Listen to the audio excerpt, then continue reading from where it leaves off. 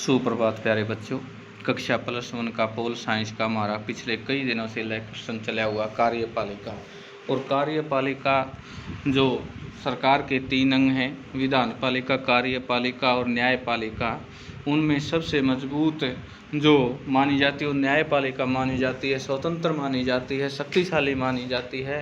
और कार्यपालिका जो विधान पालिका के द्वारा बनाए गए नियमों का लागू करती है, मजबूती से उसको चलाती है, इस मशीनरी को, इस देश के प्रशासन को चलाती है, उसके बारे में पढ़ रहे थे। उसका भी एक पार्ट था, नौकरशाही के बारे में पढ़ रहे थे। और नौकरशाही का ही आगे चलकर पार्ट है सिविल सेवाओं का वर्गीकरण। आज हमारा पॉइंट ये है। इसमें 3 पार्ट हैं: अखिल भारतीय सेवाएं, प्रशासनिक सेवा, भारतीय पुलिस सेवा।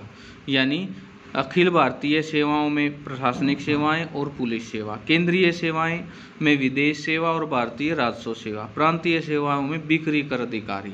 ये 3 पार्ट हैं सिविल सेवा सर्विसेज के, जिनको नौकरशाही की रीढ़ होते हैं, यानी बेस होते हैं, आधार होते हैं। आपको शायद पता हो कि एक ज़िले में एक जिलाधिकारी, कलेक्टर, उस ज़िले में सरकार का सबसे महत्वपूर्ण अधिकारी होता है, जिसे हम शॉर्ट फॉर्म में डीसी कहते हैं, यानी डिप्टी कलेक्टर। क्या आप जानते हैं कि जिलाधिकारी सामान्यतः आईएएस स्तर का अधिकारी होता है और वह केंद्र सरकार द्वारा बनाई गई सेवा शर्तों को नियंत्रित होता है। एक आईएएस अथवा आईपीएस अधिकारी किसी एक राज्य में संबंध कर दिया जाता है जहां वह राज्य सरकार की देखरेख में काम करता है। लेकिन आईएएस और आईपीएस अधिकारी केंद्र सरकार द्वारा नियुक्त होते हैं। वे केंद्र सरकार की सेवाओं को में वापस आ सकते हैं। सबसे महत्वपूर्ण यह है कि केवल केंद्रीय सरकार ही उनके विरुद्ध अनुशासनात्मक कार्रवाई कर सकती है, यानी स्टेट गवर्नमेंट को ऐसा पावर नहीं है। इसका अर्थ यह हुआ कि राज्यों में प्रमुख प्रशासनिक अधिकारी केंद्रीय सरकार की देखरेख और नियंत्रण में रहते हैं।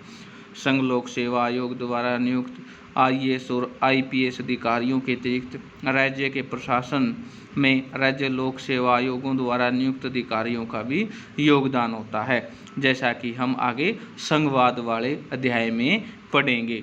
नौकरशाही की यह विशेषता राज्यों के प्रशासन पर केंद्रीय सरकार के नियंत्रण को मजबूत कर देती है। नौकरशाही वह माध्यम है जिसके द्वारा सरकार की लोकहितकारी नीतियां जनता तक पहुंचती है, पर नौकरशाही इतनी शक्तिशाली होती है कि आम आदमी सरकारी अधिकारियों तक पहुंचने से डरता है। यह लोगों का आम अनुभव है कि नौकरशाही सामान्यतः नागरिकों की मांगों, आशाओं प्रति संवेदनशील नहीं होती। लेकिन जब लोकतांत्रिक ढंग से चुनी हुई सरकार नौकरशाही को नियंत्रित करती है, तब इन में से कुछ समस्याओं को प्रभावी तरीके से हल किया जा सकता है। वहीं दूसरी ओर ज़्यादा राजनीतिक हस्तक्षेप में नौकरशाही राजनीतिकों के हाथ का एक खिलौना बन गई है। यानी जो हमारे नेता हैं वो प्रशासनिक अधिकारियों पर दबाव बनाते हैं। हालांकि संविधान में भर्ती के लिए एक स्वतंत्र मशीनरी बनाई, लेकिन अनेक लोगों का मानना है कि सरकारी कर्मचारियों को अपने कार्यों के संपादन, राजनीतिक हस्तक्षेप को बचाने के लिए कोई व्यवस्था नहीं है। यह महसूस किया जाता है कि जनता के प्रति नौकरशाही का उत्तरदायित्व सुनिश्चित करने के लिए पर्याप्त प्रावधान नहीं है। यह आशा की जाती है कि सूचना का अधिकार जैसे ही कदम नौकरशाही को है अधिक उत्तरदायी और संवेदनशील बना सकते हैं। अब प्यारे बच्चों, इसका निष्कर्ष है, पूरा लेसन कंप्लीट हो गया है। आधुनिक कार्यपालिका सरकार की एक अत्यंत शक्तिशाली संस्था है। सभी प्रकार की सरकारों में सरकार के अन्य अंगों की अपेक्षा कार्यपालिका ज़्यादा शक्तिशाली होती है। इसमें कार्यपालिका पर लोकतांत्रिक नियंत्रण की आवश्यकता बढ़ जाती है। हमारे संविधान निर्माताओं की यह दूरदृष्टि ही थी कि उन्होंने कार्यपालिका को विधायिका से नियमित नियंत्रण और देखरेख में रखा। इस प्रकार एक संसदीय कार्यपालिका का चयन किया गया। समय समय पर होने वाले चुनाव, व्यक्तियों के प्रयोग पर संवैधानिक अंकुशों, लोकतांत्रिक राजनीति ने यह सुनिश्चित किया कि भारत में कार्यपालिका अनुत्तरदायी है, न होगी।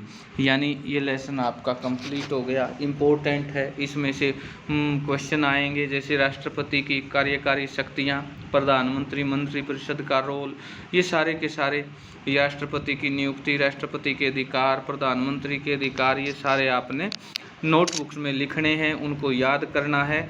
और जो लेसन का कंप्लीट अभ्यास है वो आप अपनी नोटबुक में लिखेंगे। लगभग 10 से 15 दिनों में ये लेसन कंप्लीट हुआ है। आशा है ये लेसन सही ढंग से समझ में आ गया होगा, परीक्षा की दृष्टि से अत्यंत महत्वपूर्ण है और वैसे भी लाइफ में इस लेसन में से बहुत सारी काम आने योग्य बात है। नेक्स्ट टाइम नए पीरियड में हम एक नया लेसन स्टार्ट करेंगे। आज के लिए इतना ही, धन्यवाद।